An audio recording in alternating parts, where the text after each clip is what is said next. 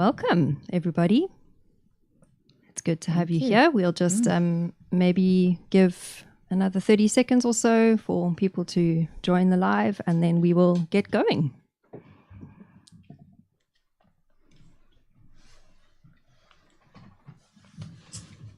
Welcome, everybody.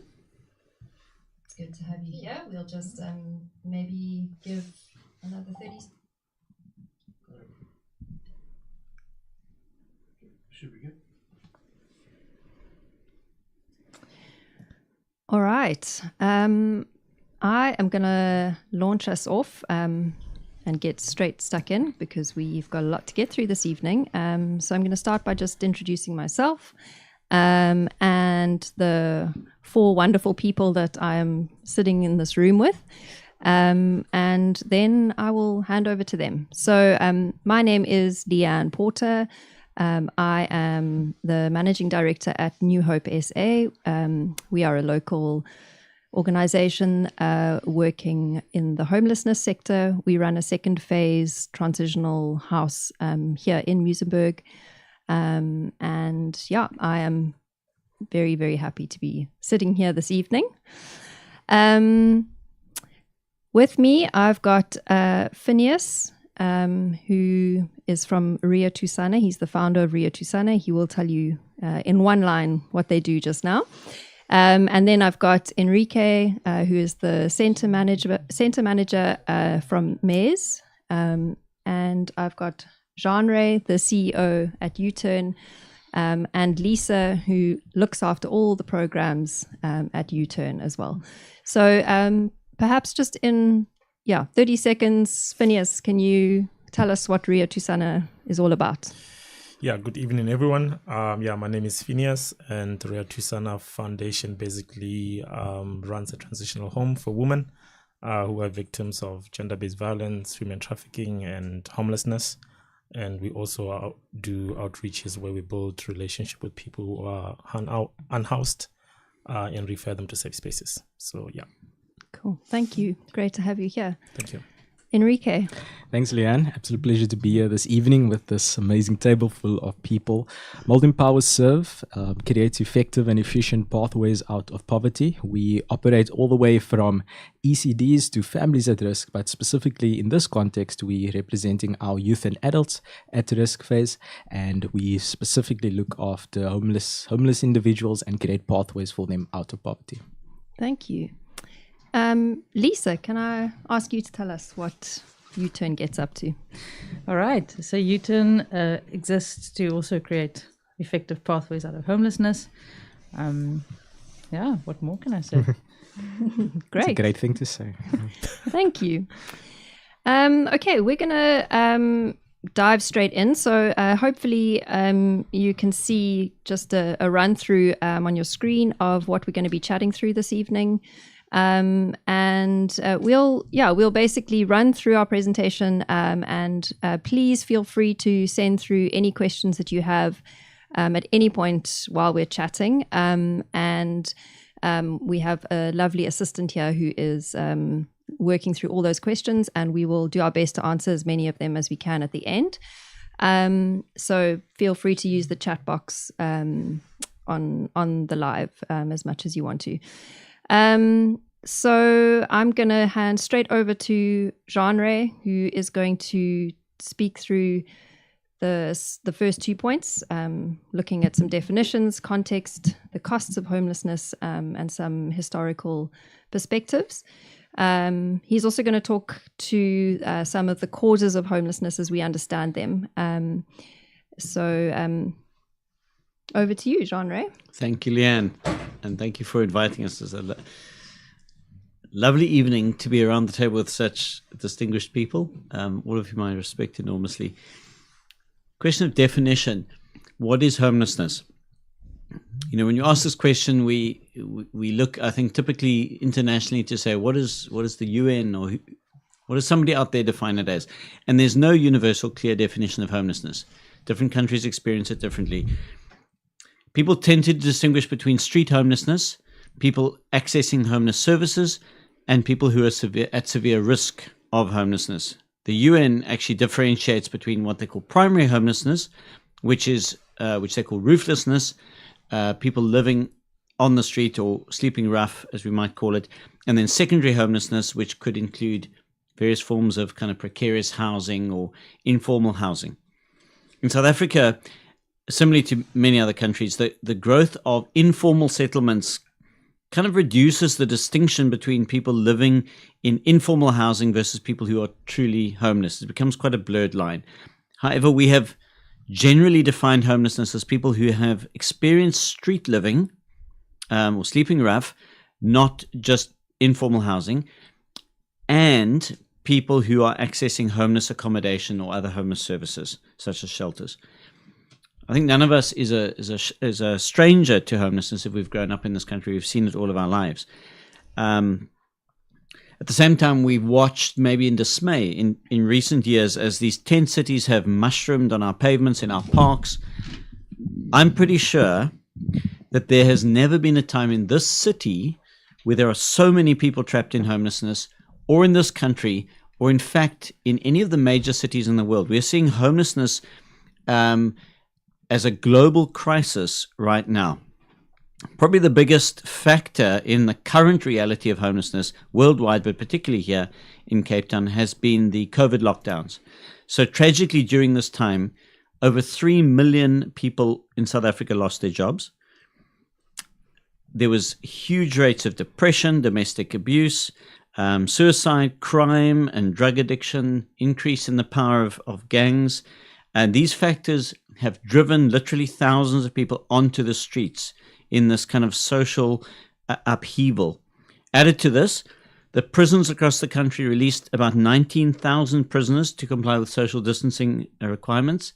Pollsmoor is the largest prison, released thousands of people right here in our area, and thousands of those people ended up on the streets of Cape Town, particularly in areas like Muizenberg, which are close to Pollsmoor. We've seen a huge increase in the number of people with gang affiliation and actively involved in crime, and that's completely changed the dynamic of the streets of Cape Town, street living and homelessness over the past couple of years. I'd like to dig a little bit into some statistics around homelessness in Cape Town as we have them. There was a study that was done called The Cost of Homelessness, which U-Turn did with MES, Mold Empowered Serve, and with Streetscapes. This was in 2019-2020. It was just before the COVID lockdowns. And at that stage, we estimated about 14,000 people were experiencing homelessness in Cape Town across the city. What's interesting is the racial proportions. According to the classic apartheid definitions of racial classification, about 61% of people on the street are colored versus about 42% colored within the demographic of Cape Town. So disproportionately high number of colored people on the street. About 13% of people on the street are white versus the demographic of about 15% across the city, and about 25% of people on the street are Black African versus the demographic within the city of 39%. So disproportionately low number of Black African people on the street compared to the overall statistics, and a disproportionately high number of colored people on the street. That also tells you a story of what are some of the social factors driving homelessness. And it tells you that homelessness is not because of people coming from the Eastern Cape to Cape Town, which so many people believe. Something else we discovered in that survey is that over 50% of people on the streets of Cape Town at that time were chronically homeless. This compared to rates of 10 to 25% in other major cities around the world, sometimes lower. Over 50%, what we mean by chronic homelessness is you've been on the street for more than a year and you have at least one disabling condition, which might be addiction or mental health or physical disability or mental disability. So in other words, you can't get off the street easily by yourself. You need professional help. This is the reality of the majority, at least half the people on our streets. We found that over 45% of people on the streets had lived on the streets for over 5 years. In fact, the average time on the street was 8.6 years. We also found that homeless people are 11 times more likely to be arrested than the average person. Gives you a picture of the life of a person trapped in homelessness. And then, of course, the big question at the core of the study was, how much does homelessness cost the city of Cape Town? And the answer we came down to was about 744 million rand per year. That's over 52,000 rand per person living on the street per year. Where does that come from? A variety of spaces. That's not all your tax money, though some of it might be. It is money that the city spends as the city. It's money that is given to people begging or to people who are in homelessness. It's money that is used in punitive measures. We'll discuss that just now. So like law enforcement, like the cost of prisons or the justice system, it's the best effort, the best estimate we could make on the amount, on the cost that we could relatively accurately estimate or research, about 744 million rand per year. When it comes to how that money is spent, I want to unpack that for a little bit. It comes, there are typically three kind of approaches that are taken towards homelessness. And it really comes down to the view we have of homelessness, of homeless people. Who is this homeless person in front of me, this person experiencing homelessness? If we see that person as a vagrant, as a drunk, as a criminal, essentially we see that person as a threat to my safety, our community cleanliness, maybe to my business, that will lead to a punitive response, typically. What do we mean by punitive response? We mean fines, arrests, evictions, forced removals, confiscating possessions, courts, prison time. How much does the city of Cape Town spend on homelessness when it comes to a punitive response? How much do they spend on a punitive response? We found that about 287 million rand is spent per year, or 45% of all money spent on homelessness is spent on a punitive response to homelessness. That's the biggest chunk of money.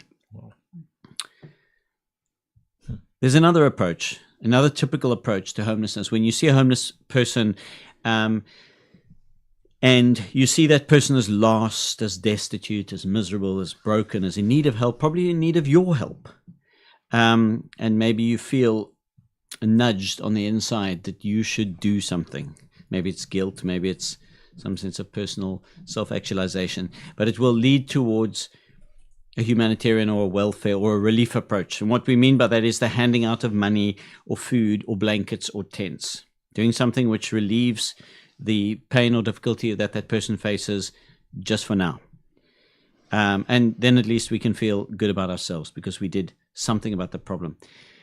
I'm going to unpack that more in a minute. But the cost of homelessness study found that 287 million rand per year, roughly, or 39% of all money spent on homelessness was given out in this form of basic relief or humanitarian response. And probably, I think, if we're honest, most of us live with these two ideas simultaneously in our heads. This idea that sometimes at war with each other. Sometimes we feel this kind of compassionate response towards people on the street. We feel their humanity, and sometimes we feel frustrated or threatened or angry or even disgusted. And we wonder what to do with these competing ideas. We wonder which approach to use. But so far, no amount of law enforcement activity has worked. We've spent hundreds and hundreds of millions in the city finding people, moving them around, chasing them from one place to another, confiscating their stuff, and they just come back because there's nowhere else for them to go. They might move to the next suburb for now, but in a few weeks or few months, they're back where they started. There's nowhere else for them to survive. And yet the majority of funds spent on homelessness, or the biggest chunk, are spent on this kind of approach. On the other hand, we think, is it humanitarian or relief or welfare response? Is that the best way? But that hasn't worked either. Because, again, hundreds of millions have been spent on giving out food at soup kitchens, giving out blankets, giving out tents, and the problem grows. Yep. And often what we find is the more we give out these things, the more it exacerbates the problem, because the more and more people come to those areas. And wouldn't you too, if you were in a desperate situation and there was free food being given out, there were free tents being given out, you would go there. That's the reality that will pull people who are desperate into an area where there is relief, where there is free stuff being given out. And we'll find in the suburbs, typically they're safer than areas which are gang controlled or high crime areas. And there's money to be made there. You can make money through begging, through crime, through recycling, through other kinds of scuttle. So free money, free food, free clothes will always pull more people into the area. But it also makes it easy for them to continue to live on the streets. It de-incentivizes getting off the street. Good news is that there is a third response to homelessness, and that is a developmental or rehabilitative response. So I would say when we look at somebody experiencing homelessness and we see this as a human being who is valuable and, most importantly, has potential. They're not helpless. There's somebody in whom it are the seeds of success. And somebody who can succeed in their lives and they can flourish in their lives. Then we will come to that person with a rehabilitative or developmental approach. And developmental approaches typically include shelter, social work services, personal development plans, therapeutic interventions, skills and work programs. They are approaches that attempt to help a person move from the state they're in to a more healthy, flourishing state. But only 16% of funding is spent on any kind of developmental program. That's not even enough to keep up with the growth of homelessness, let alone successfully reduce the numbers of people on the street. And not even all the money that's being spent on developmental approaches or rehabilitative responses is being used optimally. It could be used a lot better. Lisa's going to talk in more detail about that later, what approaches really work and don't work. So I'm not going to steal her thunder. But I do want to give you a little bit more of a perspective on what causes homelessness, because if we don't understand the causes, we won't understand the solutions. One of the great oversimplifications on homelessness is the belief that it is caused by not having a house. Now you're like, duh, genre. Isn't it so obvious that the reason people are homeless is that they don't have a home? That's why we call it homeless. And obviously not having a home is a big deal, and it makes the situation a lot worse. Often an eviction or a loss of a home is a catalyst for landing on the street. But most people, almost nobody lands on the street merely because they don't have a home to live in. There are many other factors that surround that. Now, by way of a illustration, I think every time the bond rate goes up, I think if it goes up again, I'm going to lose my home. This is, maybe some of you experience this as well. You know that feeling. But even if I lose my home, I won't land up on the street. Why will I not land up on the street? Well, firstly, because I have an income. So I can rent somewhere else. It'd be sad to lose my home, but I could find somewhere to live.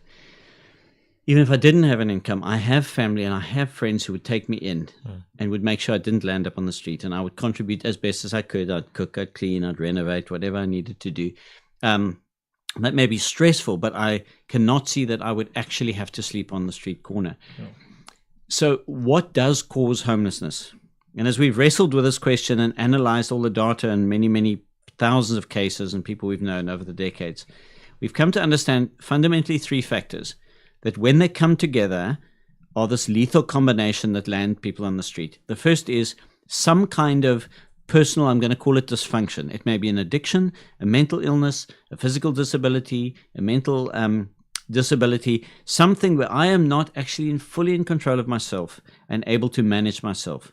Secondly, there has been a relationship breakdown. Now, that may be my fault or somebody else's fault. Within the family, it might be because of abuse, but usually within the home, I can no longer continue to stay in the home. And often I can no longer continue to stay in the community. There's been a relationship breakdown. Thirdly, there is a lack of financial stability or an inability to earn an income or get an income, a stable income somehow. So when these three factors are present, that person will probably end up on the street. At least two factors are present in virtually every single case. So in order to fully rehabilitate a person, we have to deal with all of these three issues. I know Lisa will talk to that a little bit later. But to understand the pathway out of homelessness, we also need to understand the pathway into homelessness. What does that typically look like? Does somebody, we've already said it's not just losing a house and landing on the street. We understand there is a process which one goes through, or a set of circumstances that happen before I land on the street. And I know that the reality is every one of the 14,000 plus however many people there now are on the streets of Cape Town, everyone has a unique and complex story. So we don't want to try and oversimplify and make it out like everybody's story is the same. But there are some typical commonalities. There is the traumatic childhood that is normally typical. A dysfunctional family, a community, or dysfunctional community, abuse, generational addiction, violence, crime, trauma from childhood. Then there is typically a struggle with education, not always, but often poor education, which has led to unemployment. Addiction, gangsterism, crime is a major thread that we find within the lives of people who are homeless. Often there's been ongoing abuse and violence, especially for women, but not only for women. This has been their story. This has been their struggle. Depression and mental illness have been part of the story at some point. There's been breakdown in relationships because of addiction, maybe, or maybe the addiction has been because of the breakdown of relationships. There's often been abuse. There's been mental health issues, which have also contributed to relationship breakdown. Then there's been a loss of a home. You kicked out of home maybe by a parent or somebody because of addiction, or because the mom has a new boyfriend, or perhaps you've been evicted, or perhaps there have been family feuds. Maybe the home has been seized in payment of debt, maybe by the banks, maybe by the drug lord or the local gang leader. Prison has been a common factor for many, many people. Then there has been backyard dwellings. Maybe I didn't land on the street straight away. Maybe I was sleeping in the back of an old car, or I'd built myself a little lean-to behind the house because I couldn't go into the house. And then I start to move on and off the streets, and I become familiar with it. And I become familiar also with the opportunities of the streets.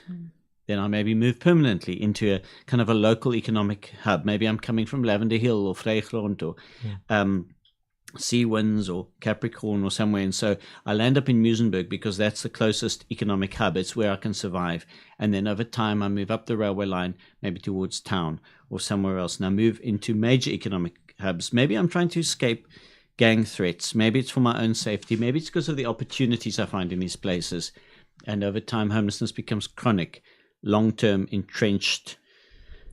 Mental illness starts to play a part. If it wasn't a part of your story before, addiction becomes a major part of your story, and it becomes increasingly difficult to leave the streets or to imagine a life off the streets. So what I want you to really understand here is that homelessness is not a crisis in isolation. It is part of a continuum of crises. Now, recently I've heard a lot of people saying homelessness is the greatest social crisis that we are facing right now. Homelessness is the pandemic. So as the CEO of one of the large homeless organizations in this country, I want to tell you that fundamentally homelessness is not the biggest social problem. Homelessness is the most visible symptom of the problem. At least it's the most visible symptom in the leafy suburbs. It's what those with means and money and influence see. But homelessness is just the tip of a much bigger iceberg. I think we all know the iceberg principle. You only see 10%, the other 90% is underneath the water. Probably the most famous iceberg story is the story of the Titanic. And I think what's fascinating about the story is the crew stood on the deck of the Titanic when they saw the iceberg looming up ahead. The captain ordered the engines to be stopped and the ship to steer sharp left. And then at the last moment, it took a while because it's a large ship, but the bow of the ship actually swung to port and the mountain of ice slid by on the starboard side, and they all breathed a sigh of relief because they had escaped. Except that 9/10 of the iceberg is below the surface. And underneath the water, the ice punched through the starboard hull. They did not even see it. And some of them didn't even feel it. But the Titanic sank, and it took 1,500 people into the icy ocean depths with it. The reality is that homelessness is the tip of an iceberg. It's a tip that we may see, but it's only a small part of a much bigger crisis. And we have to deal with the whole crisis. This is the big picture. In the case of the city, the 14,000, 20,000 or so people who live on our streets make up only about 1% of the people who live below the poverty line. Sure. And most of those people have grown up severely disadvantaged when it comes to education or health services, access to the mainstream economy or basic safety. And these are patterns that they've had from childhood that have affected their sense of safety, their cognitive ability, their physical health, their mental health, their resilience. And this environment is a crucible for violence and abuse and addiction and crime that we see so beautifully packaged in the gang culture of the Cape Flats. Yeah. Sure. And that's the iceberg. And I want us to realize that homelessness is only the tip of that iceberg. Yeah. And Jean-Ray, can I just interrupt you there? If I look at what you shared on the costs of homelessness and those, the two categories that we spend the most money on, the punitive and the humanitarian or the welfare, as opposed to the developmental, we're spending the most amount of money on the 10% that we can see. So on the symptoms, or where's and then the least amount of money on the developmental approaches. So it's when we look at the way in which we've been dealing with homelessness or trying to work with homelessness, you've kind of painted a picture for us as to why that's not effective, why those approaches are not really working. And I think, not meaning to be judgmental, because I think we all find ourselves in this space. The first two approaches are really about me as the housed resident. Sure. Either I'm concerned about get these people away from my house, my business, and my safe streets, or I'm concerned about my own guilt and my own feeling of I need to do something to be.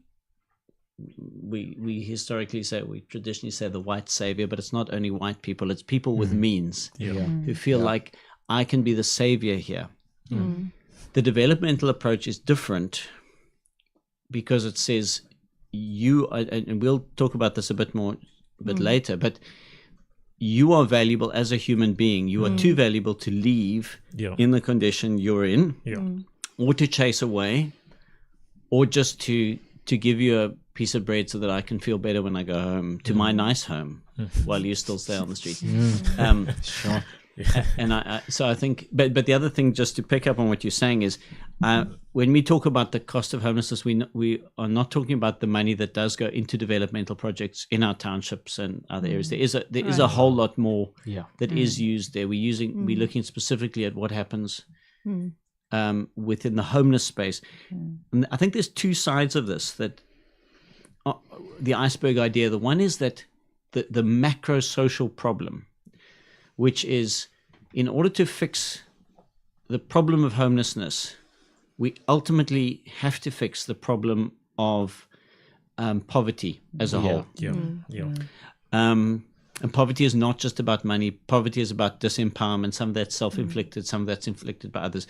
But the other side of it is to understand the trauma that the individual goes through, because what appears to be homelessness, in other words, it appears that you are homeless because you don't have a home, is also only the tip of the iceberg. No, you are homeless because of an entire system of trauma which has brought you to the point that you're in now. I don't know if that kind of speaks to that. Thanks. But and it is critical that we assist people out of homelessness. That's what we do as organizations, that we find pathways to assist people to take that journey out of homelessness. Each and every person in this country who's trapped on the street needs a way out. But we also have to tackle the ice beneath the water in that way, in the macro social issues that affect us. And we have to recognize, as I said, the trauma of the individual, because unless we can understand what's beneath that person's own water line, we will fail to help them to escape homelessness. There's a number of quick fix solutions out there. I hear this often. No, if you just did this, if you just did that, if you just did the other thing, it would solve the problem. I hope we've got some sense of the complexity of the problem now. I don't want us to lose hope, because we'll talk about real solutions just now that can actually help people. But 3 of them that come up frequently. People say the answer is shelter. Just more shelter beds, more shelter beds. And if we can't afford traditional shelter, let's put safe spaces in. More and more beds. Except there never will be enough shelter beds for homeless people. We have, I don't know what it is now, probably 3,500 beds in the city. In a problem, with a scale of the problem, 14,000 plus, I think somewhat more than that post-COVID. Even if we doubled it and we had 7 or 8,000, we would still fall dismally short. There will never be enough beds, because people get trapped in the shelter system and they can never leave. They go from shelter to shelter. They're back on the streets, back in the shelter, back on the streets. Unless you actually help people to escape homelessness, you're not going to solve the problem. The second common answer you're told is houses. Housing first is the term that's often used, and used maybe simplistically, but the idea is give somebody a house and you solve their problems. Just give all the homeless people houses, problem solved.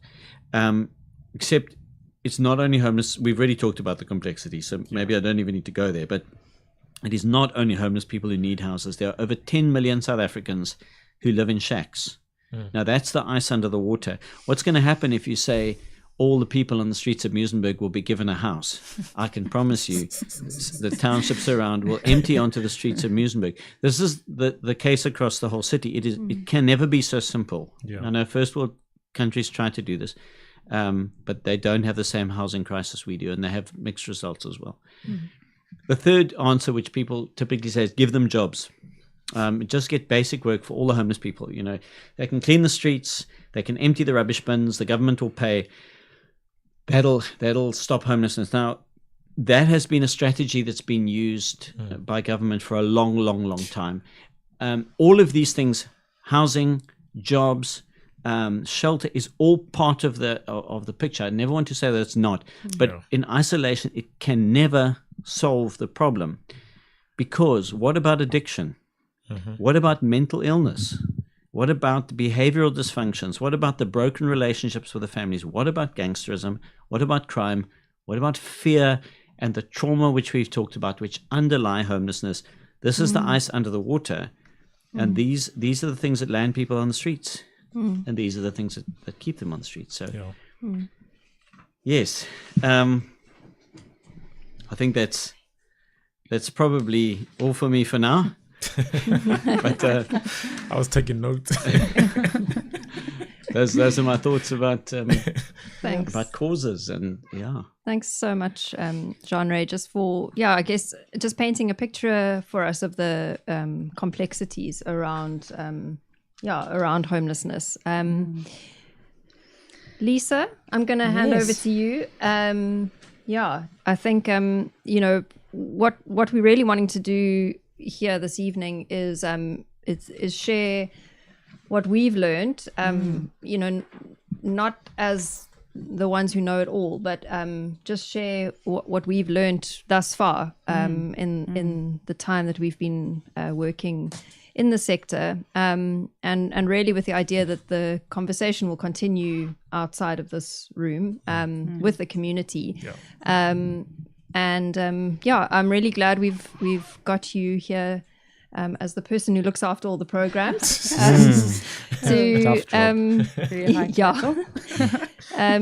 Just to speak us through a new approach to tackling homelessness. Thanks for that, and thanks for the opportunity.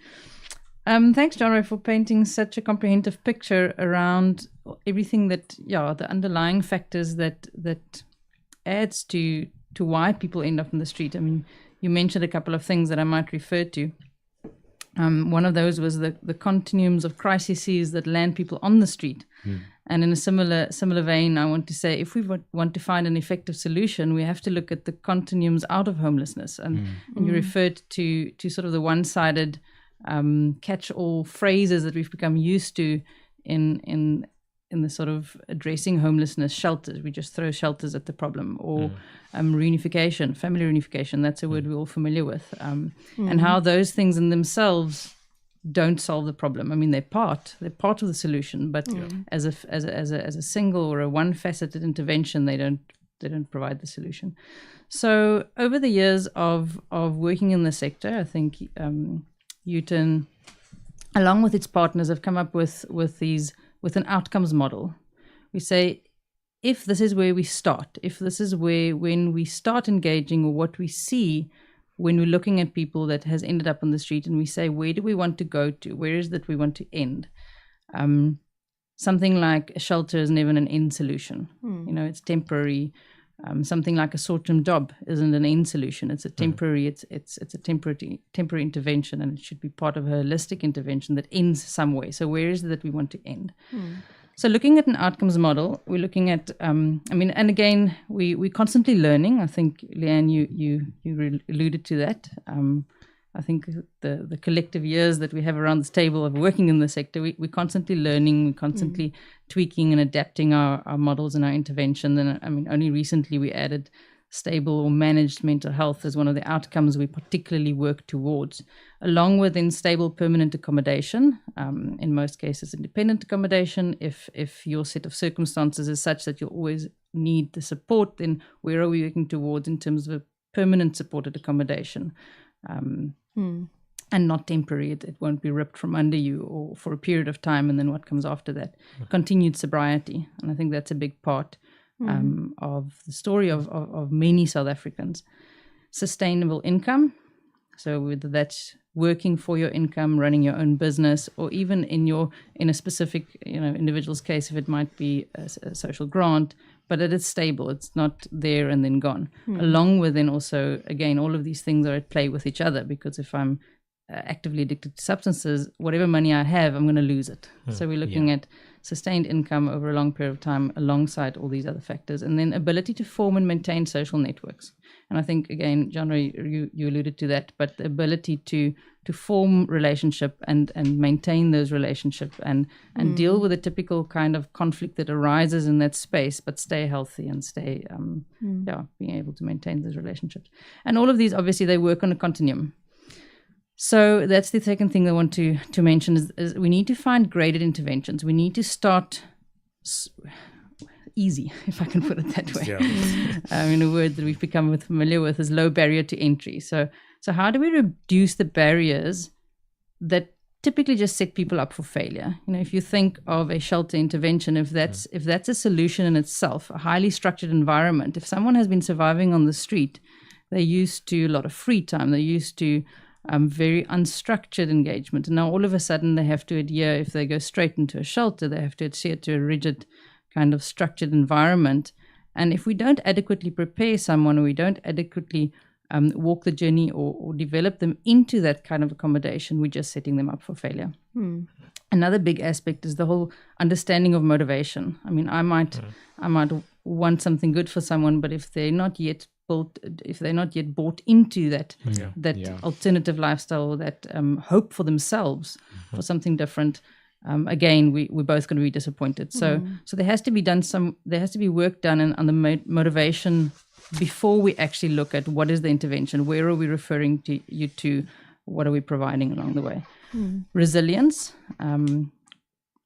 We have to work not only on it's the broad understanding of resilience. It's physical resilience. How do I go from having a lot of free time to all of a sudden having to account for my daytime activity, where I sleep in the evening, as well as the emotional resilience. And I think for me, this is sort of a catch-all. We look at recovery, in terms of substance abuse. How do I start exchanging those unhealthy coping mechanisms with healthy ones, and building the resilience in order to be able to then work on the skills development, because skills development is tough. That requires a lot of investment. So only then we look at skills development, and I think, again, like John was mentioning, the healing, because that's a big part of journeying out of homelessness. It's the trauma of having survived on the street, in many cases for very long, but it's also the trauma as to what ended me up on the street initially.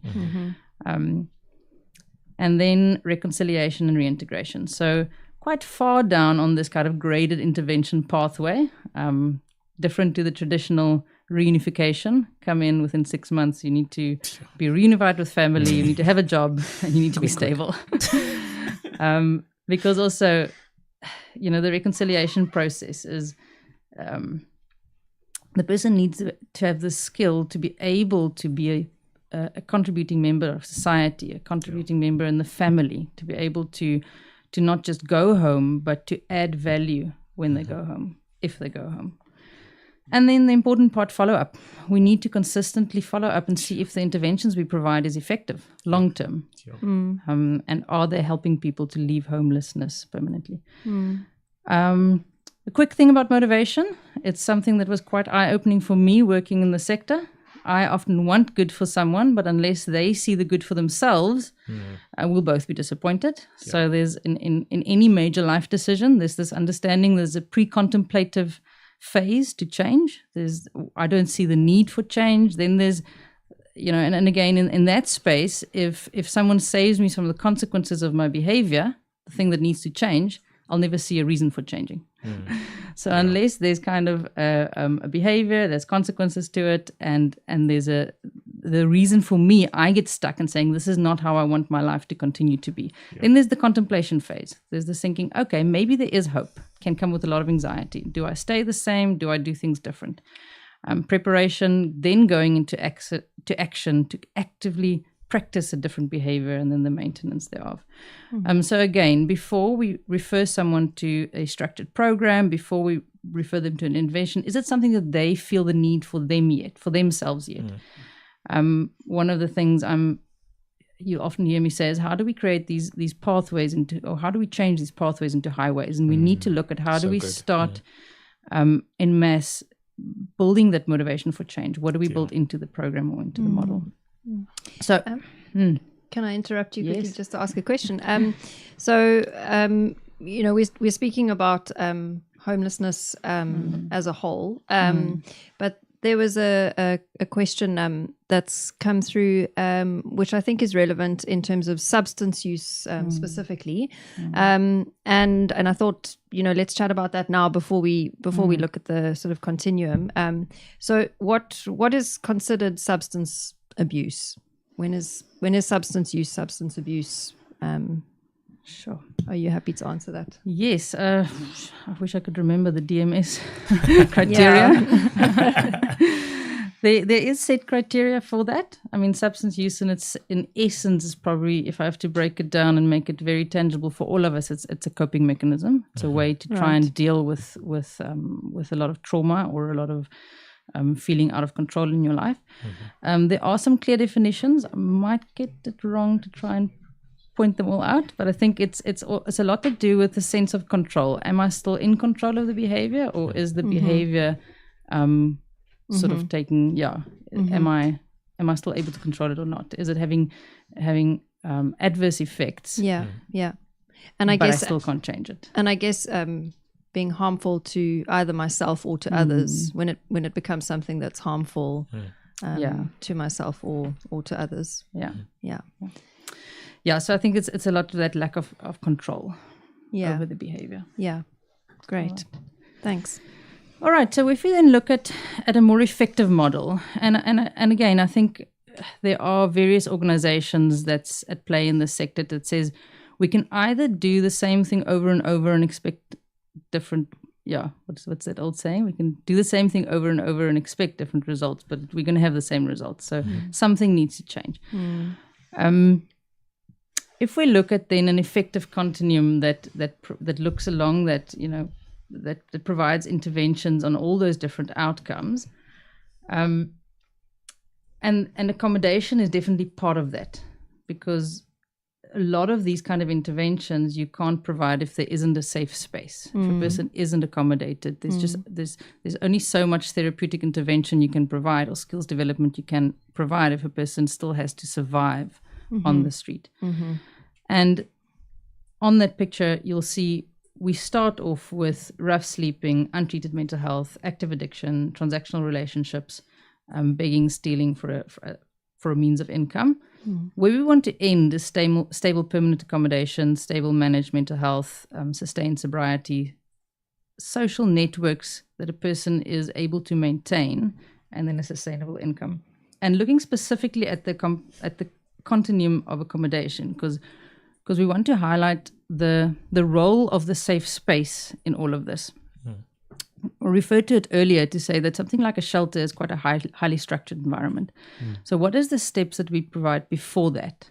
What is the more lower barrier to entry space that we can say this is a safe space that you can sleep away from the elements, away from substance use, and build your way or prepare yourself for being able to sleep on that shelter bed, on that, or engage in that more structured environment of a shelter space. Or then also there's many residential programs. So like Rea Thusana, like New Hope, they provide transitional accommodation that's part of a developmental program working towards an outcome.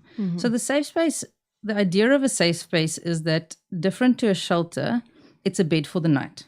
So many, I think the whole idea of a safe space was created, and Enrique can correct me if I'm wrong, but it was created out of a collaboration between MES and their CID partners, saying, coming together and saying, actually, what's good for the individual will also be good for us if we can find an effective solution. That's good. Yeah. And then coming together and saying, okay, we've got a crisis. We've got people that's surviving on the street. We need to create places of safety so that they're not re-traumatized by constantly having to be moved by security forces. And that's where the idea of a safe space then was created. And since then, City has started running safe spaces, other organizations, but the whole idea of a safe space is low barrier to entry. It's a bed for the night. So that as you're building relationships, as you're building trust, as you're building your resilience, you can start sleeping in a safe space away from the elements, away from the drug use or the abuse that's happening in the area, so that in the daytime you can engage in services that's preparing you to take that next step. So it should never be in isolation of a daytime program or a daytime intervention. So the safe space is set up to be lower barrier to entry in the sense that you don't have to necessarily commit to a long-term stay, but it's connected with the daytime intervention. U-Turn runs their safe spaces with vouchers, because again, that's the accountable way of giving, of saying when a person is starting this journey, they do have basic needs that needs to be met. And how do we make it tangible? How do we make it accessible? We do that through a voucher system. At a safe space, U-Turn runs the safe spaces with daytime service centers or daytime centers, where a person can then engage. They can earn their vouchers that they would then spend on their needs-based services, which includes safe space. But they also engage in groups. They also have access to 3 meals a day in order to make it accessible for them to spend the whole day there. It's not something that they have to sign up to at that stage in the journey to say, I was here today, so I have to commit to being here tomorrow. But you're working, building that relationship, you're building that motivation, you're creating that alternative way of engaging other than surviving on the street. Everything at a safe space / service center is set up to be structured, to be ordered, to consistently counter that chaos of survival on the street and the chaos that comes with addiction. So through that, creating a structured environment, creating a space of engagement, you're preparing the person to eventually, when they are ready, refer them into a program we were talking about, that's more based at initial resilience and then skills development in preparation for what comes after. So the way we partner with some of the shelters is the safe space is where the person's journey start in terms of accommodation, and then we prepare them and then refer them into the shelter when they're ready to go onto a structured program. In our case, often into the initial phase of primary addiction care, in preparation for then going onto a more in-depth work program, and which provides longer term or more deep therapeutic intervention as well. And one of the questions that we often get asked is, how long does this whole continuum take? Good question. My turn to ask that question to someone else.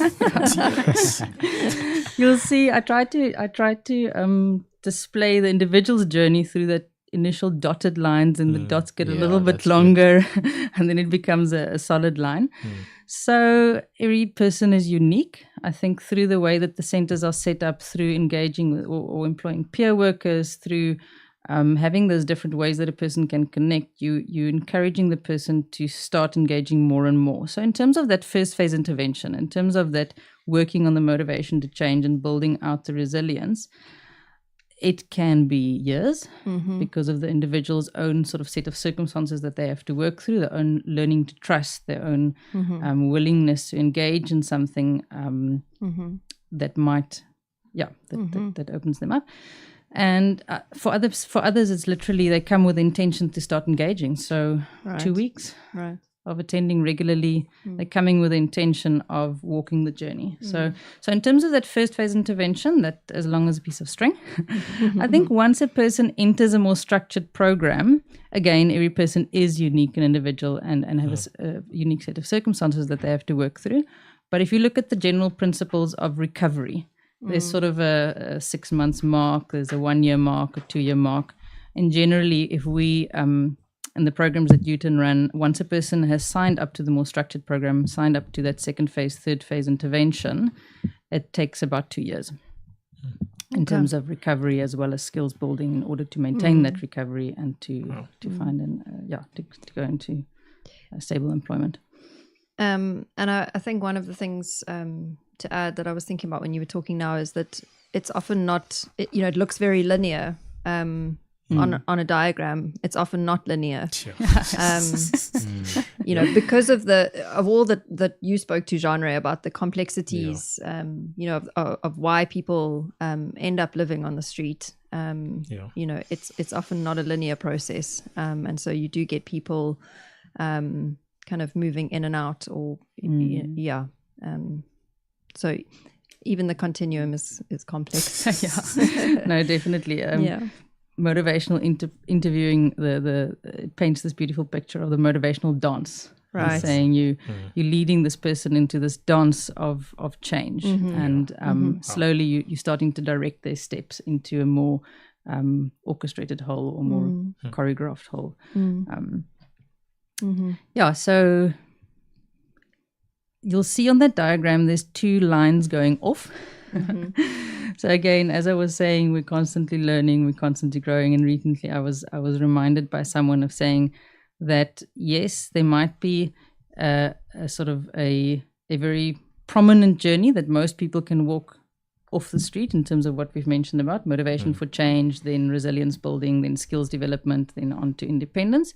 But there's always going to be people with unique set of circumstances. We're looking at people who might never earn an income independently due to being, the age category, elderly, or having some sort of debilitating condition or disability that would prevent them from earning a stable income other than. So those are the kind of things we look at foreign nationals that are getting stuck on the street. They're not going to go into formal employment. So we do need to look at strategies specifically for that group of people.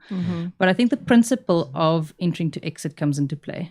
Once I'm starting to engage, once we're assessing this unique individual and their set of circumstances, is saying before we start this sort of structured engagement, where are we going to work towards the end? And then saying, what do we put in along the way? All right. Does Muizenberg need a safe space? That's a question. I'm going to come back to the picture later. I'm going to jump all the way a couple of slides to the Muizenberg statistics. Yes, thank you.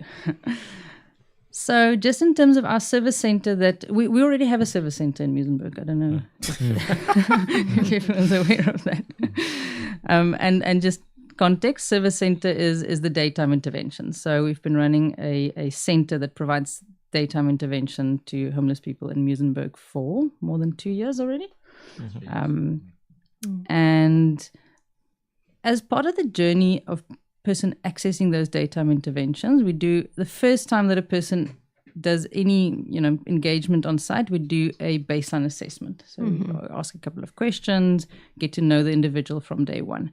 So of all the clients all the people that's accessed the service center and did a baseline assessment, 442 of them, you can see the breakdown of where people are staying. 120 outside in the urban area in the streets and doorways, 47 outside in open parks. There's a couple of backyard dwellings. There's a large group of people that accesses the service center already living in a shelter. John was referring to that category or that definition of homelessness. And then, yes, there are a couple of people that might be at risk of homeless that's also attending services.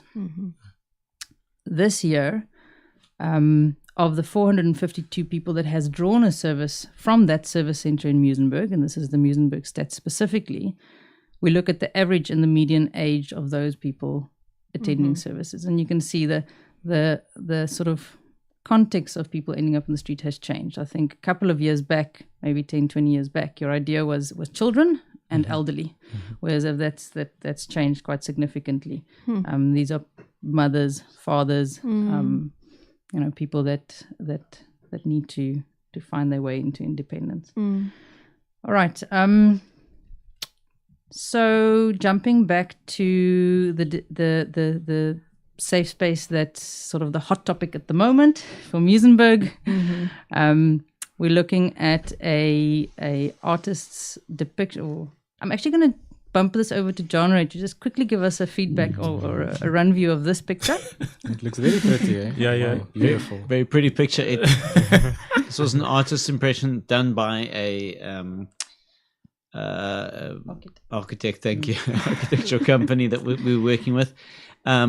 So first impression, I can pretty definitely say it's not going to look exactly like this. We have done quite a bit more work. We don't yet have the new drawings that have come out, but we're working on those. But I think the point of this picture is to show we're looking at an attractive space. Attractive space is important for the community.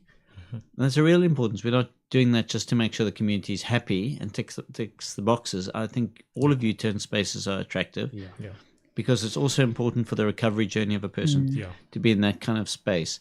That space builds dignity and builds hope and builds motivation for change. Great, thank you. Can I ask a question quickly before you move on?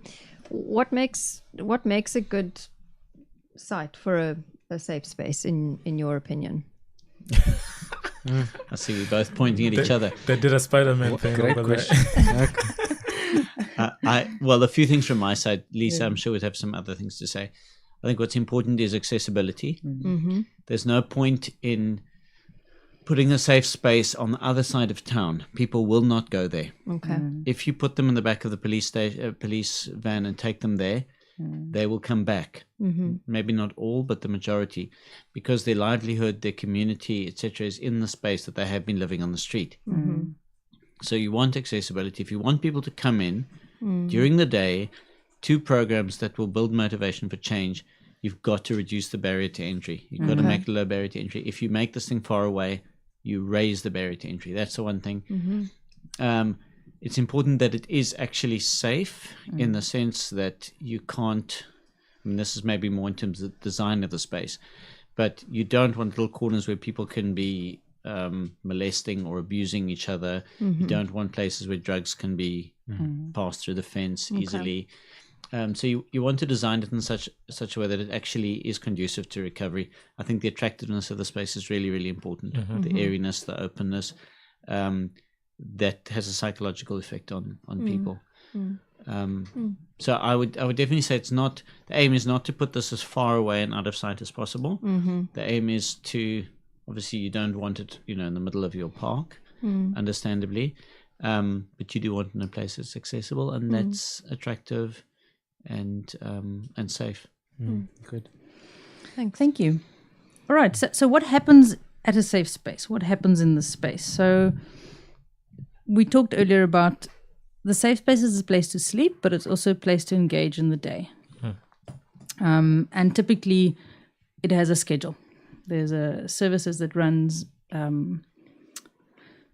on time, facilitated by staff, facilitated by peer workers, people with lived experience, qualified staff, all of our service centers / safe spaces as a social worker employed. That's part of a bigger therapeutic team. On the slide, I've just got an overview of how our current service centers run and the kind of activities that happens on a daily basis. Week time slightly different than weekends. But because the safe space, along with the other needs-based services, runs on a voucher system, there's an opportunity to earn those vouchers. And again, we're talking about those continuums working towards the outcomes, and a voucher being a means or a means to be able to have your basic needs met. So again, looking at the person, seeing this potential, this person has agency. They're not reduced to free handouts to survive for the rest of their life, but creating a space where a person can engage, a person can start taking responsibility for having their own needs met through that voucher system, through engaging in voucher earning activities. It's also a part of it's meaningful activity that the person gets engaged in.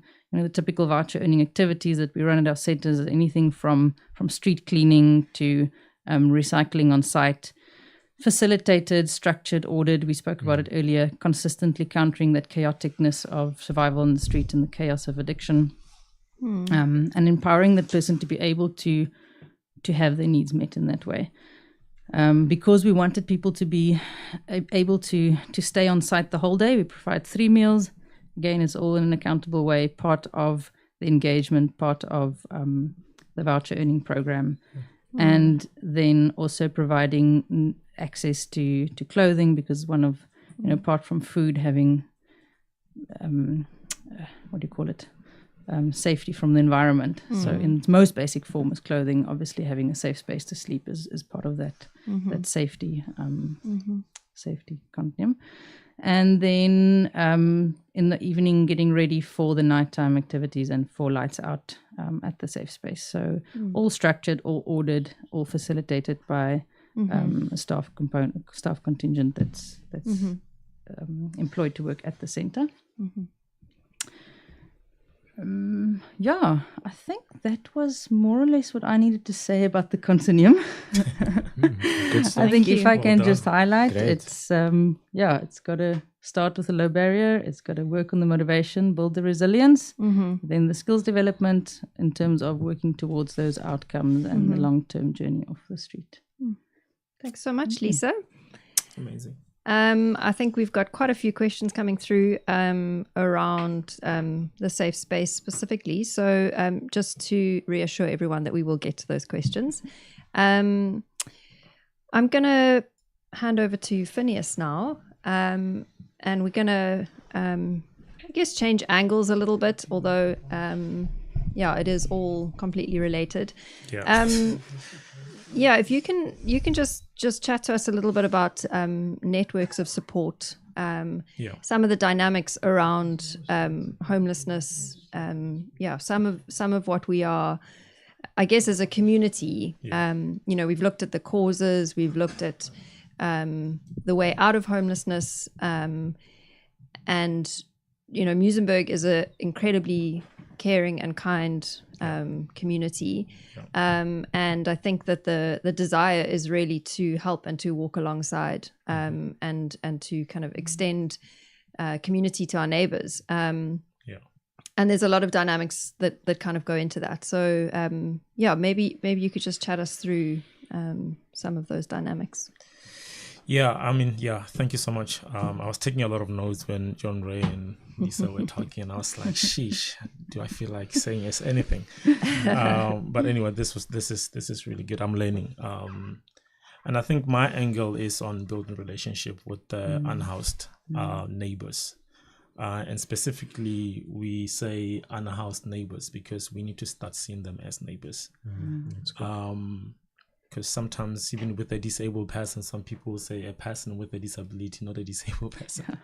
So we need to understand that people are not their circumstances. And if we realize that, we'll start to address them as human beings, not as people with problems. So our job, mostly what we're trying to do on the street, is all about building relationships. There's an amazing woman that all of you guys know, called Mother Teresa, and she asked, "What is the greatest poverty?" And I'm glad that John Ray actually spoke about that. And she said, "It's not lack of a house. It's not lack of a job. It is feeling unwanted. It is feeling uncared for. It is feeling, not part of." And what we need to understand about homelessness is that it's not just a housing issue; it's a community issue. And I strongly believe that it is relationships, it is community that is going to end homelessness, not just housing, not just a job, not just a shelter. And the community plays a very important role in terms of what kind of an environment or a soil they create Because what I've realized that sometimes we can spend a lot of time punishing the seed for not growing in a toxic environment, which is homeless people. Sure. And what I've learned is that we need to create a loving, caring systems that enable our unhoused neighbors to flourish in our communities.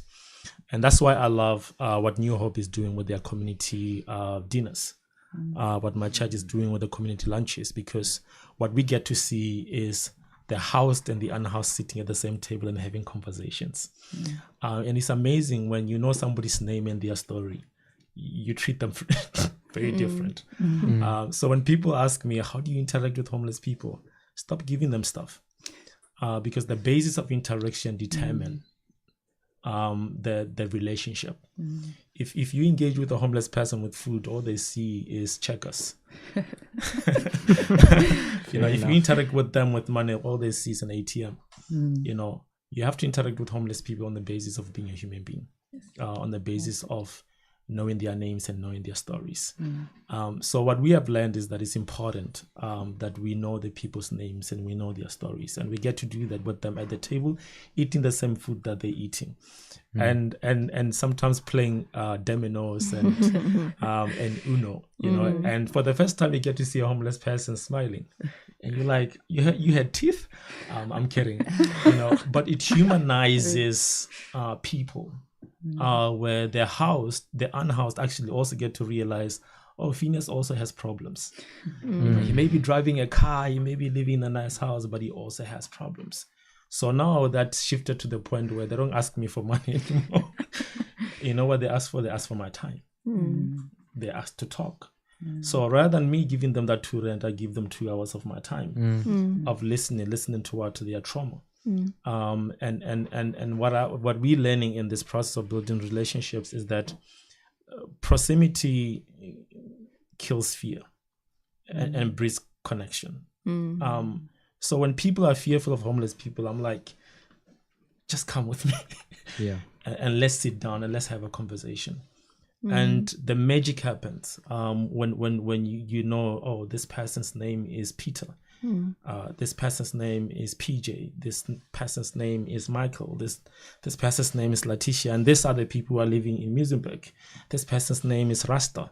I got to know him as Isaac. So the more we know people, the more we humanize them, the more we build relationship with them that lead them out of the street. So a lot of our job on the street is building connection and building trust, because we realize that a lot of people who are living on the street, they are on the street because of broken relationships. So what we're trying to restore is relationships. And this takes years, by the way. Some of the people that I know from Muizenberg, it took us about 3 years to get them out of the street. But it was the consistency of showing up and building those relationships and say, hey, I see you, not just your need, but I see you as a person. And I think that's what we need to start changing, is don't just see people's needs, see their humanity. Because like I said, the more you see their need, that's where you're going to end up being manipulated. And the more you get manipulated, the more we stop helping, because we think they are the problem, but actually we are the problem because we saw the need, we didn't see the person. So the other thing that we're trying to focus on is responsible giving with our unhoused neighbors. I tell people all the time, don't give people who are living on the street, all these material things that they're looking for, because a lot of the times we turn them into targets. If you give them a tent, they're probably going to get dropped or attacked by a gangster that night. If you give them money, then they have addictions. A lot of times they take that money and then they use it for drugs. So sometimes in our giving, we enabling people to stay on the street, but also to be violated. So something that we try to do on the street is not just only building relationships with the unhoused, but also the housed in terms of how they should give. Rather give to the organization that works with that person in the long term, rather than giving that person money on the side of the road. So we try to encourage our community not to have a savior mentality, when it comes to how they give. In our organization, we say we give people a hand up, not a handout. And the reason we say that is because we realize that people need dignity more than they need charity. Charity creates codependency. And how you build codependency, from what we learned, it is very simple. Somebody said, for the first time, when you give someone something for free for the first time, you create appreciation. And after appreciation, there's anticipation, then expectation, then entitlement, then that all those things leads to codependency. And we need to ask ourselves, are we trying to help homeless people? Are we trying to feed our ego?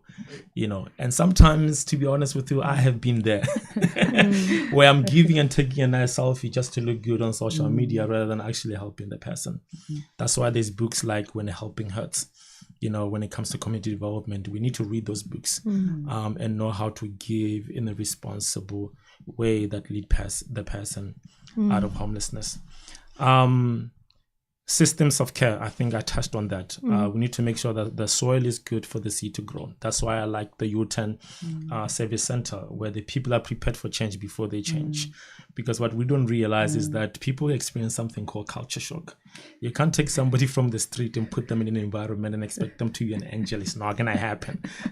You have to plow the land before you sow the seed. That is very important. You can't just throw the seed on the rock and expect it to grow. You can't do that. You need to prepare people for change before they are put in a situation where they can change. So that's very important, and that's why the service center is doing. But it will be amazing to have a place where people come for services during the day and a place that they can go for the night, because what we have learned is that some of the U10 clients, they get services during the day and then they sleep on the street, and then they get attacked by gangsters, and then they get re-traumatized over and over again.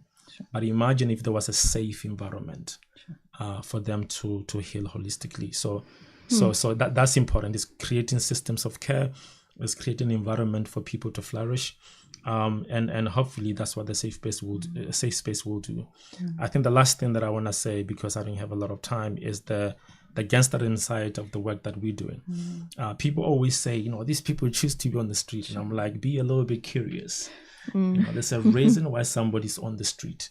And what part of my job is separating the weeds from the seeds. What do I mean? Is knowing who's the gangster and knowing who's the victim, and making sure that the law enforcement deal with the gangster and the social workers deal with the person experiencing homelessness. And those people need to work together. There has to be a balanced approach when it comes to dealing with homelessness. I am for people dealing with crime, but let's not paint homeless people as criminals, because what we don't realize is that most of them are exploited on the street, and the reason why right now we call gangsterism human trafficking is because they use the same things: sex, drugs, and money. If you understand force begging, some of the people are on the street by force. They are begging by force. They are trapped. And the amazing thing about building relationship is filtering through all those things so that we get to the root of the problem. And once we find the root of the problem, we are able to address it holistically. So building relationships, thank you, Leanne. Building relationships is important. And I will encourage the community to come to the community dinners that we host at Ubuntu Center with YWAM, with New Hope is hosting that. And come and get to know the people that are sleeping on the street. I'm telling you, your mind will change about how you see them and what you think of them. And yeah, I mean, I'm available. If you would like to build relationship with us as well, and be educated about trauma and addiction. Can we give out your cell phone number? Yes, please. Please. Really? But whoever invites me for coffee have to pay for it. Okay. But thank you. Yeah, I will stop there. Thank you so much, Phineas. I'm going to hand over to Enrique now to just continue the conversation around networks of support. I won't try and introduce any more of what you're going to say, because you're going to say it better. Go for it. Oh, fantastic. Thanks, guys. It's been an absolute pleasure just being in this space. And, I really thought I knew a lot about these topics, but I've got 3 pages full of notes, Phineas. This has been amazing. So thanks, guys, for this. And it's really amazing to see what is possible when we have scientific-based, data-driven organizations and they can come together around a particular issue. And what I really want the listeners to get out of this particular section is, let's see what's possible when we have a SID that works with data-driven organizations. What does it look like when we see a community that is gathering together with a central aim? And we've learned from the best of the industry. We've actually have based a lot of our JOC concept on this collective impact approach. So now collective impact is a study topic that has come from Stanford University. It's all about having a common agenda for change, shared measurement, mutually reinforcing activities, open and continuous communication, and to really be the backbone of coordinating. And what we're really trying to say is that let's see civil society, business, and government come together along the centralized aim of actually creating pathways out of poverty and really highways out of homelessness, as Lisa so excellently quoted. And the cool thing about a JOC, a Joint Operations Committee, is that we sit with these different sectors of society. Now, I want to say this as somebody who is a community member, someone that lives in a space and that has a family, is that I hear the cry of people with different mandates. And that's what a JOC is. We sit around this table and we actually have different mandates. We often have the civil society organizations saying, you know, like, we've got to help people. We've got to get them off the street. They deserve so much more than where they're at. But then you have the businesses that are saying, like, look, here, it's like, I've got a family to feed. I'm trying to create profit here, but not for any terrible reason. I'm trying to feed my family. I'm trying to uplift this community here. So I have that mandate. And then we have government that really needs to be accountable to the citizens. It needs to have particular statistics and it wants to show that and be as transparent as possible. But often so times it might seem on the periphery that these different sectors have competing mandates. Now it could seem like that, but actually similarly so to what JR and what Lisa said, is that if we can start to see this differently, really if we can work towards the centralized aim, every single party benefits. And that's actually where this safe space concept came from, because what we said at the time to the Bellville JOC was, look, we want people to be going along this continuum. It's developmental support that's needed. But the security sector was saying, like, hey, like, we have a responsibility here towards people that are living in homes. They're paying us a given amount of money and they don't feel safe. And they were like, okay, cool. Is there not just this space where we can take people towards that can be that place of assistance and of safety for the evening? And so I would just want to say thank you to every listener that is here, because you've signed up to be part of that. For some other reason, if you're listening to this, that means that you care about this problem and you want to do something about it. And it is that exact attitude that formed JOCs, and it's actually where the safe space concept came from. So a big hats off to all of you here. You are really being part of the solution and not the problem. And so what a JOC is essentially for is an ecosystems approach, because we all have our different responsibilities along this. As Phineas was saying, we speak about our housed neighbors, and you guys are responsible for responsible giving. And as was alluded to earlier, there's that 744 million rand that goes towards homelessness, but actually only a small percentage of that's 16%, and even a smaller percentage of that 16% actually being spent in a way that creates this pathway, or rather this highway out of homelessness. And so I've heard some crazy stories. I've heard like community members donating couches to homeless people. I saw that the other day in Durbanville. Couches, jewelry, all of these types of things. But I think, as has been said countless times in this conversation, is like, guys, that's not really helping. In fact, Ilza, our branch manager, has this way of saying is that you're being helpful in an unhelpful way. And so please be helpful in a helpful way. So it's responsible giving. Then next, a JOC needs to establish how can we actually solve the basic needs of the individuals here. The basic needs like food, clothing, ablution facilities, so that people can do this, as we were saying, in this real dignified type of way. Then there's developmental support that the JOC is responsible for. Okay, how can we actually create now this process flow where we can journey alongside individuals so that they can ultimately get to that point of being an active member of society, which is really giving this person the dignity that they actually deserve. And then accommodation. What does the accommodation continuum look like in our given area? Now, as Lisa said, it's safe space, shelter, transitional housing, affordable housing. It exists along this continuum. But what are the partners in this area, and how are we able to put that together? Maybe Mold Empower Server Utah needs to be responsible for the safe space aspect, but then a Haven night shelter can come along and say, okay, cool, these guys that are going through the process, we can provide shelter for them. A New Hope can provide transitional housing, and a social housing institution like Madulu Moho can then provide affordable housing. But where is my part along this process flow? And then obviously law enforcement and order that needs to be there, but reimagining it in a different type of way. I think Phineas has this amazing saying of a way of saying is that the first person that needs to approach the person should actually be a social worker.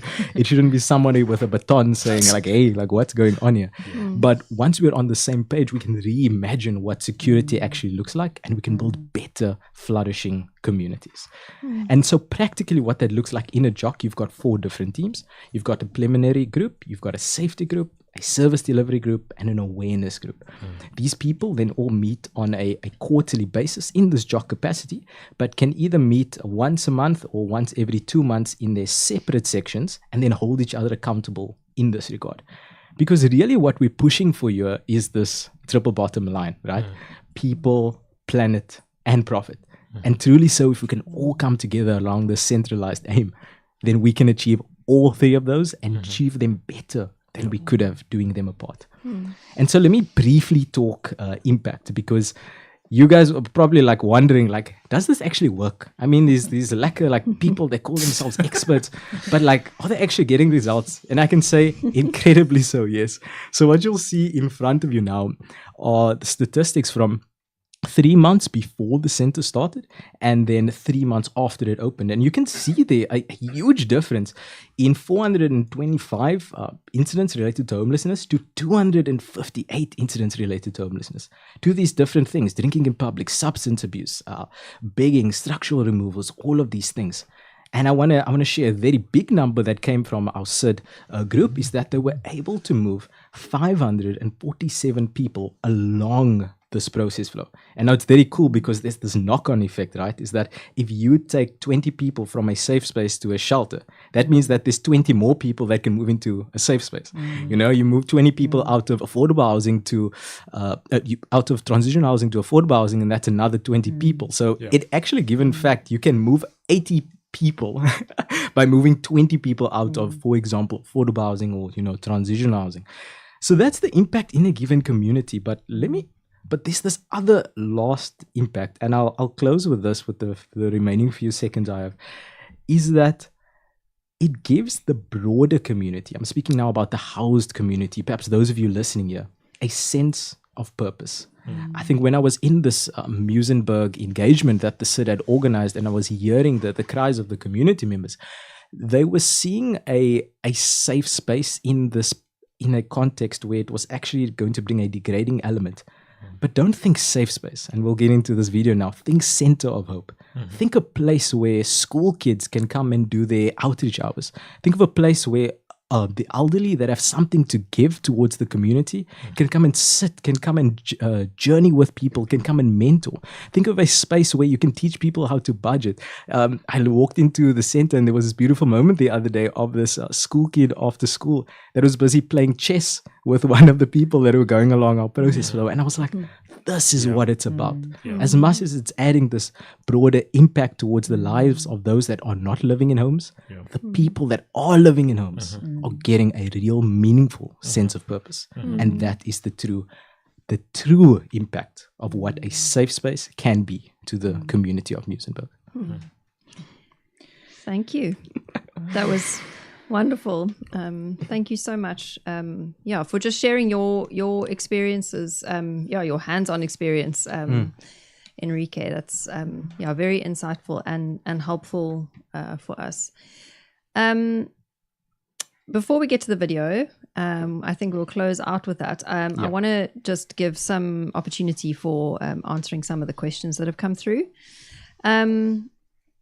So, okay, one specifically related to the safe space, or the idea of safe spaces and their location, and anyone who wants to answer can just jump in. So, where does the idea of within 800 meters of a node come from? That's something that's quoted every now and then. How far is too far?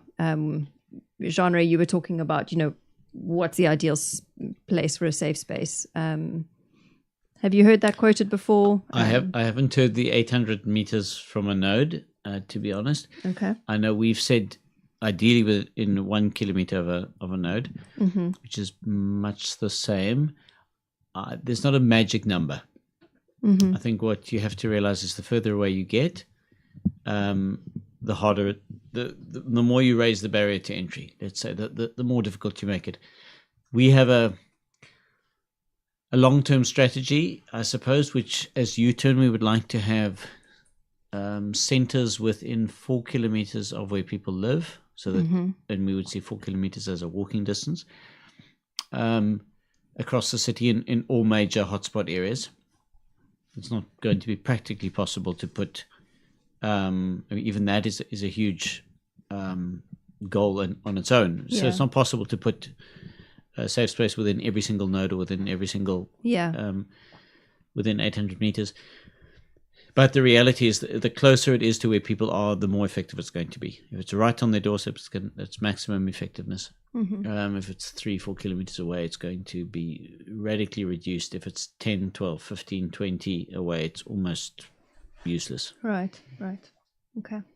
Thanks. And, I think that another angle of that is because I remember, I think about 2 homeless people were put in other safe spaces just outside of Muizenberg, and then they came back, and I asked them, why did you come back? And they're like, this is our community. This is where we feel like this is where we belong. Right. So I've lived in Muizenberg for 6 years, and for me it's very hard to find somebody who has lived in Muizenberg on the street for 15, 20 years and tell them that they don't belong here. So I think what I've seen, my experience with the unhoused is that they feel like they are part of this community, and they want to be helped where they are. Right. And knowing other safe spaces is very territorial out there. If you move from one community to the next one, is like I said, it's not about the shelter. It's about community, it's about belonging. And people thrive and heal in community where they feel like they belong. And I think that speaks to, that's important. It speaks to what Lisa was saying about barriers to access as well. Exactly. That you're more likely to engage and be in relationship at that first step if you're doing it in community with the people that you know and see every day.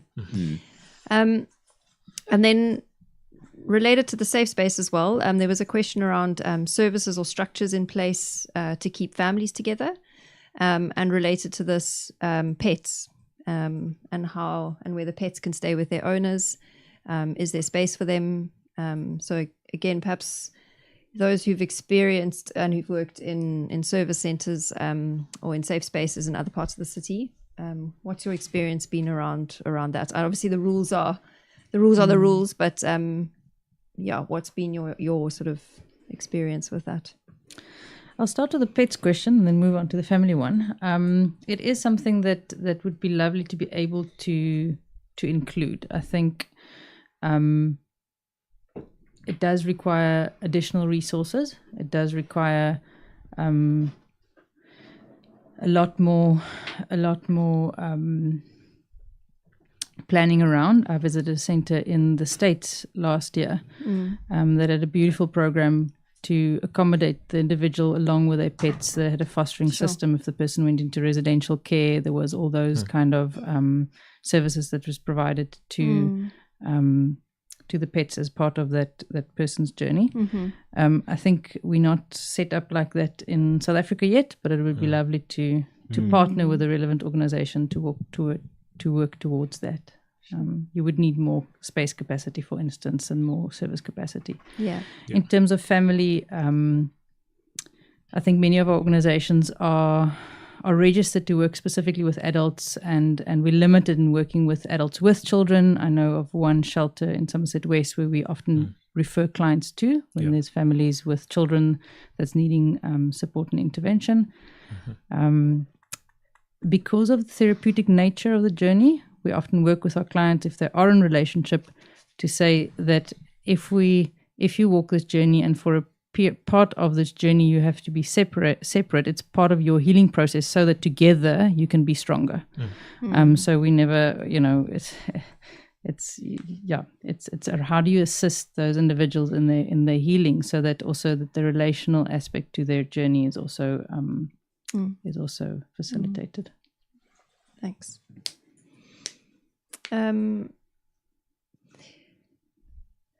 Just having a look to see which one we should go to next. So maybe while we're chatting to you guys, specifically from U-Turn, there's a question around do you have an estimate of the percentage of people who drop out of your programs or who can't be assisted due to untreated addiction or mental health issues, and do you refer them? Are there pathways of referral? Yes, Lisa and I are sort of discussing who answers this question. Maybe we both need to answer it a little bit. In terms of people who drop out of the program, I think what's important to understand is, if you think of Lisa's diagram, the time a person may take to actually be ready to access rehabilitation as the second phase varies from person to person. So it takes, for some people it takes a long time, for some it takes a short time, and we mustn't see that as necessarily dropping out. Okay. Once people have started in the rehab support process, I think our stats currently are sitting on about 55% of them successfully complete. So we're losing about 45% in that space. That may sound like a big loss, but that is much higher. That is much higher average than the worldwide averages. And that's worldwide averages for addiction, specifically, not even connected to homelessness. Yes. In fact, I think of another organization that's sitting on about 8% success, where we're talking about 55% success there. Those that enter into our work readiness program, which is our third phase, we also sit around about 55% who will complete. If they don't complete that, it doesn't mean they've gone back to the streets. Some people will exit earlier because they have other work, and they won't complete. We do encourage people to complete it because the long-term success rates are much higher. Right. Those that exit, that complete, we have long-term. We monitor it after 6 months and now 1 year and 2 years. So at this stage, obviously that rate has gone, the rate of success, and success is measured by sobriety, or at least maintaining sobriety at a functional level that you can still function, and in remaining in independent accommodation and with sustainable income, usually with a job. So sustaining your employment. And there we have stats currently in excess of 90% of people who have graduated within the last 2 years. I think it's about 86% of those who graduated in the last 5 years. Stats further back go down a little bit because our 70%, 75%, our success rates have increased as we've sharpened our tools. On that, so that's a sort of long answer to, I suppose, a short question. There are also the question of referral to other organizations. Yes, we constantly refer. If there's a better option for somebody, they might not need our entire intensive process. They might need something shorter. Maybe it's not a chronic homelessness case. Then we will refer out. Okay. And I think referral two ways. Referral on, where the person don't continue to engage with us, whereas this referral is part of the collaborative journey or the collaborative support for the person. I think that's also the beauty of providing that continuum of care. So when a person, for instance, needs higher intervention on the rehab side, maybe they are struggling to stay clean and there's a continual relapse, we can refer them back earlier into the journey. So there's opportunity to move along that continuum. So even though a person might relapse or might need to go into a more structured environment to focus on their recovery skills again, it doesn't mean they're lost in the system. Yeah. And I think we've also found at New Hope that some individuals just need a different program. And so, they're with us and it seems like they're, inverted commas, failing. And we refer them to a different organization who has a slightly different approach. And we, here 6 months down the line, this person is flourishing and vice versa. And I guess that's part of the power of working collaboratively. We've gone over time, so I'm going to do one more question for you, Enrique. There was a specific question for you around the 4 groups that need to be present in a JOC. If you could just repeat, I think you spoke about 4. The four different tasks, the 4 different task teams. So I can speak towards the ecosystems, but I think they were speaking about the task teams specifically. So that's the plenary group, the safety group, the services group, and the awareness group. So the cool thing about the JOC is that it makes space for anyone and everyone that has some capacity in order to give. And so whatever it is, from the person that's responsible for safety and security to the businessman that genuinely has a concern for that, it's anyone and everyone. And the best JOCs that we've seen, and I would credit the success of it to people actually being meaningfully involved in these types of things, and also the sense of accountability that's been able to be built into the system. Because this is not like a small-ish approach. I mean, there's minutes taken at this. The minutes are then sent out.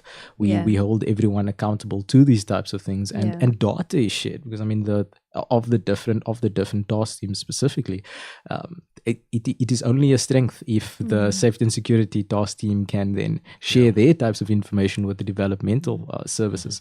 So it's all of that working together that is able to successfully then walk the journey with people and create better societies for all. Great, thank you. And just to add to all the listeners, that we will put some links onto the video with sources where you can go and read, find out more. Please feel free to contact us and ask questions. I think what we can probably do is also the questions that we haven't managed to answer this evening, we can try and give a written response to those questions, because we really do value the questions that have come through. So just to close off, thank you to Thanks to you. each one of you that are in the room, and thank you to everyone who has joined and to listen in and engage this evening. We really appreciate it. We're really excited about the work that is happening. And we value any kind of community engagement. I think I speak for all of us when I say that. So we are going to just we're going to say goodbye, and we're going to play a video, which I'm hoping is going to play, just to give you a sense of what is possible if we all work together. Thank you so much for listening. Thanks, Leanne. Thank you so much. Thank you. Thank you, everyone.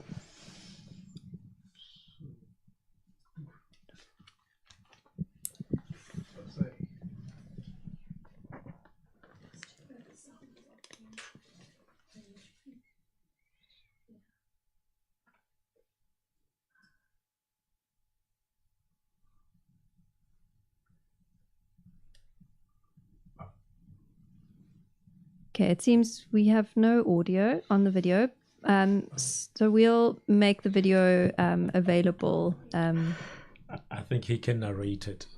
Phineas wants me to narrate. It's Enrique's voice. Enrique's voice. Can you narrate for us? No, I'm just kidding. Welcome to the center of a space where we can meet the individual where they're at, journey with them, and give them a new beginning. Across the different services that we have at the Center of Hope, there is a resource center that can assist the individual with things like a CV.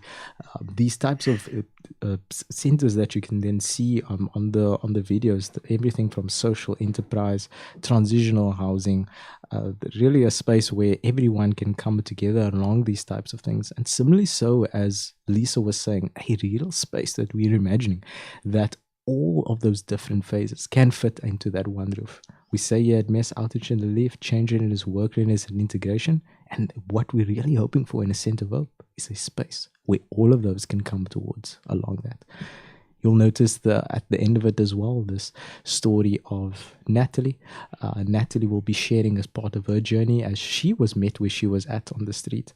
Our journey was then able to be walked with her, an IDP for her, and then she is now in her own accommodation.